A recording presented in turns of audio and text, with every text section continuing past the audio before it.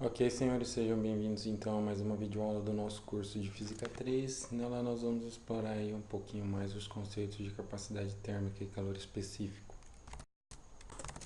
Como objetivos dessa aula, eu espero que no final você seja capaz de diferenciar a capacidade térmica e calor específico e aplicar os conceitos de capacidade térmica e calor específico para fazer algumas previsões sobre temperatura, massa e energia de sistemas que estejam sofrendo aí transferências de energia sob a forma de calor. Como introdução, vamos falar um pouquinho sobre o que a gente já viu do conceito de calor na nossa última aula. A gente já viu então um pouquinho da história, da evolução desse conceito, desde o conceito de calórico até a sua definição mais atual. A gente viu a relação entre capacidade térmica e calor específico, a diferença entre ambas essas duas quantidades, né? E aí, sobre a capacidade térmica, eu gostaria de destacar aí que ela vai ser então essa energia necessária para que o sistema sofra um aquecimento de uma unidade de temperatura, qualquer que seja a escala utilizada, né? Então, isso vai ficar evidente nesse vídeo aí que a gente vai ver em sala.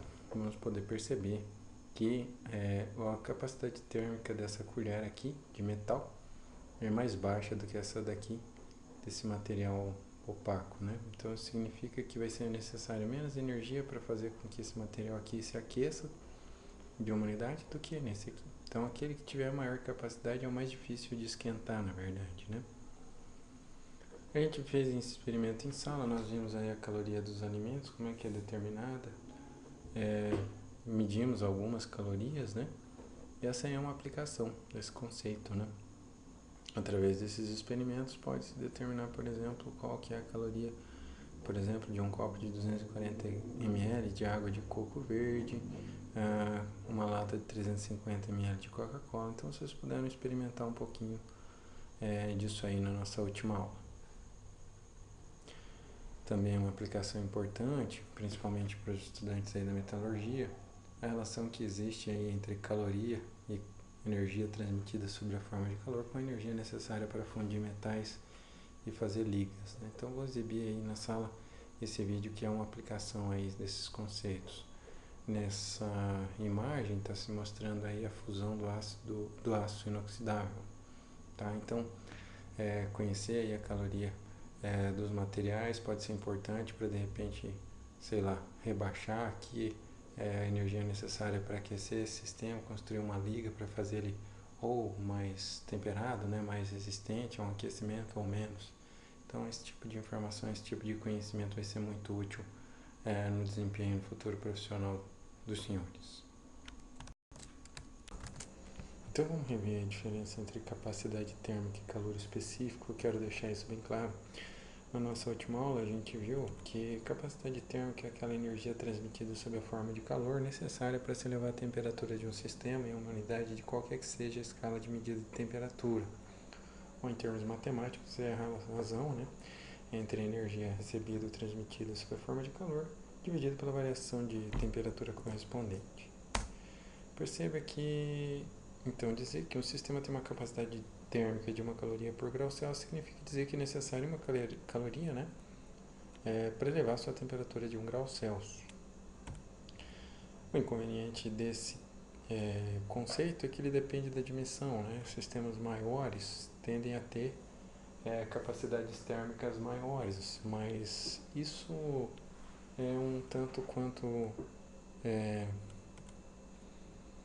um complicador se a gente quiser comparar sistemas, comportamento térmico dos sistemas. Então, se a gente for comparar um sistema muito grande com um sistema muito pequeno, a gente vai incorrer no erro de pensar que capacidades térmicas muito grandes aí indicam que um tipo de material é mais difícil de ser aquecido que outro. Essa informação pode estar mascarada justamente na dimensão, no tamanho do sistema que você está considerando. Então, para contornar essa dificuldade é que se considera aí o calor específico, como nós vamos ver em sequência.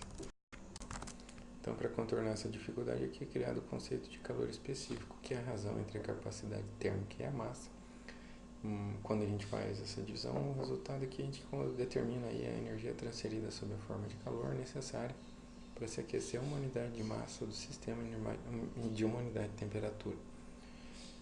Qual a unidade de massa vai depender dessa massa que vai ser utilizada aí na divisão. Então, se ela for em quilogramas, o resultado obtido, né, vai ser a energia necessária para aquecer 1 quilograma dessa substância. Tá? Então, qual a unidade de massa do sistema que vai ser considerada vai depender então da unidade que vai ser utilizada aí nessa razão. Mas a interpretação então é essa, né? Se a gente informa que o calor específico de uma substância é de 1 caloria por grama grau Celsius, então o que isso significa? Que é necessário transferir 1 caloria a 1 grama dessa substância para aquecê-la de 1 grau Celsius. Qual que é a vantagem? Agora se considera a mesma massa, ou 1 quilograma, ou 1 grama, e aí é possível comparar diferentes substâncias, porque está se comparando a mesma quantidade. Então a dimensão deixa de influenciar no resultado. Então a gente pode, por exemplo, determinar aqui, com base nessas informações, se a da água é 1 caloria e a do etanol é de 0,59, nós vamos saber que, como o calor específico da água é maior que o do etanol, vai ser necessário mais energia para aquecer de 1 grau Celsius 1 grama de álcool que 1 grama de etanol. Então a comparação fica perfeitamente possível e daí a gente pode decidir que é mais difícil de aquecer a água. Tá? Essa informação fica velada, fica, digamos assim, mais difícil de se obter se a gente considera apenas a capacidade térmica, né? Porque aí a dimensão influencia. Então agora a gente pode comparar a mesma massa. Então, com um calor específico a gente pode comparar energias para aquecer substâncias. Dá para decidir que substância é mais difícil de ser aquecida que outras, ok? Então vamos ver um exemplo aí para aplicar um pouquinho esse conceito, né? Vamos determinar que substância é mais difícil de ser aquecida, ou em outras palavras, que substância retém calor com mais facilidade. Então, vamos considerar aí que o calor específico da água seja de 1 caloria por grama grau Celsius, que o etanol seja de 0,59. Qual substância é mais facilmente aquecida ou resfriada? Como o calor específico da água é maior do que o etanol, então a gente precisa disponibilizar mais energia para aquecer de 1 grau Celsius 1 grama de água que 1 grama de etanol.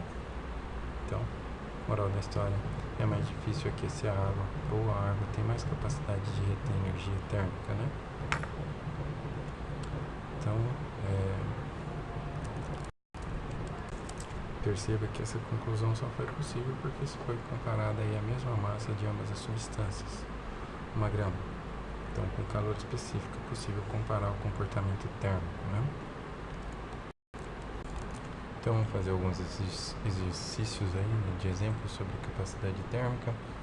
Vamos começar com esse aqui, no qual a gente vai considerar qual que vai ser a capacidade calorífica ou capacidade térmica, né, de um calorímetro, que vai sofrer uma variação de temperatura de 20 graus Celsius ao absorver 100 joules de energia sob a forma de calor.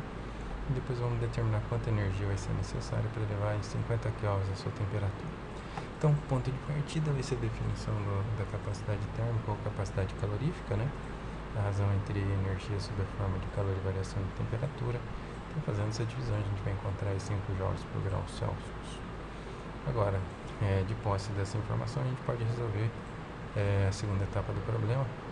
A energia sob a forma de calor que vai ser necessária vai ser o produto dessa capacidade térmica pela variação de temperatura.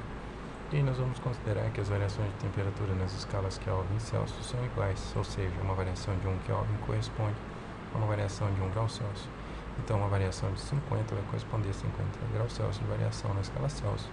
E daí essa energia vai ser o produto, então, da capacidade térmica por essa variação, 250 joules.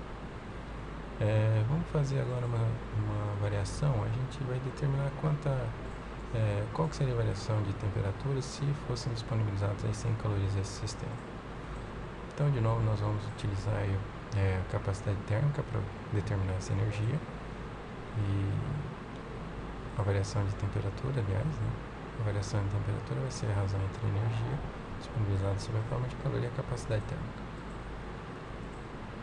Mas nós vamos primeiro precisar fazer uma conversão, então eu vou converter aqui 100 calorias para joules. Então, vou utilizar a regra da conversão em cadeia, vou multiplicar então 100 calorias por 1 caloria aliás, 4,186 joules dividido por uma caloria. Isso vai cancelar a caloria. Vai produzir aí 418,6 joules. E agora a gente usa essa energia. Então vai ser, na notação científica, 8,4 vezes 10 a primeira, 840 graus Celsius de variação de temperatura. Bom,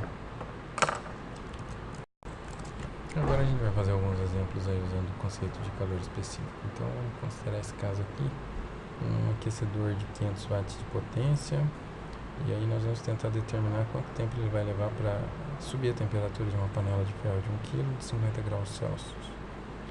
Primeiro vamos considerar que ela está vazia, depois colocando aí 1 kg de água, né? Nós vamos usar o calor específico da água, de 4.200 joules por quilograma graus Celsius, do ferro 450. Então, inicialmente, a gente vai determinar a quantidade de energia sob a forma de calor necessária para essa elevação de temperatura. Se a massa de ferro for essa, a variação de temperatura for de 50 graus Celsius, então a gente pode determinar essa energia utilizando que o calor específico é o produto que a capacidade térmica é o calor específico vezes a massa, né?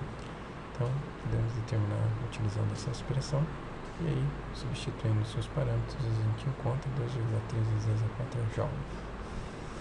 Da potência, sendo a razão entre energia e tempo, a gente pode tirar que esse intervalo de tempo vai ser então a razão entre essa energia sob a forma de calor e a potência. Então, está tudo nas unidades do SI, é só fazer a divisão, né? E dá então em torno de 46 segundos.